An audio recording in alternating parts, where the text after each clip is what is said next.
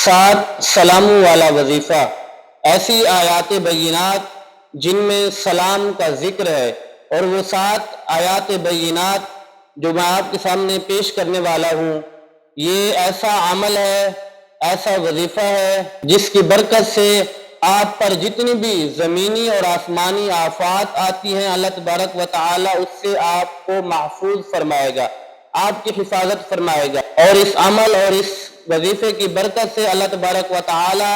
آپ کو بے پناہ مال، رزق، دولت عطا فرمائے گا، اور پھر آپ پر جتنی بھی دکھ، تکلیفیں، مصیبتیں، پریشانیاں آتی ہیں اللہ تبارک و تعالی ان کو دور فرمائے گا، اور پھر اللہ تبارک و تعالی آپ کی ہر دعا، ہر حاجت، ہر تمنا، ہر مقصد پورا فرمائے گا۔ آپ نے یہ 7 سلاموں والی آیات بینات ایک مرتبہ ضرور پڑھنی ہے، خصوصاً نماز فجر یا نماز مغرب کے بعد۔ وہ 7 آیات بینات میں آپ کے سامنے پیش کرنے لگا ہوں۔ سلام قولا من رب الرحیم، سلام علی موسیٰ و ہارون،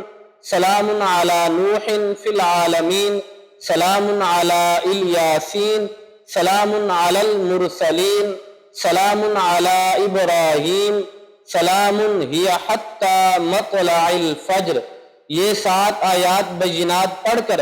آپ اللہ تبارک و تعالی سے دعا کریں تو انشاءاللہ العظیم اللہ تبارک و تعالی آپ کو بے پناہ مال، رزق، دولت عطا فرمائے گا، آپ پر رزق کے دروازے کھول دے گا، اور پھر آپ کی ہر تمنا، ہر جائز حاجات، مقصد، آرزو پوری ہوگی، اور پھر اللہ تبارک و تعالی آپ پر جتنی بھی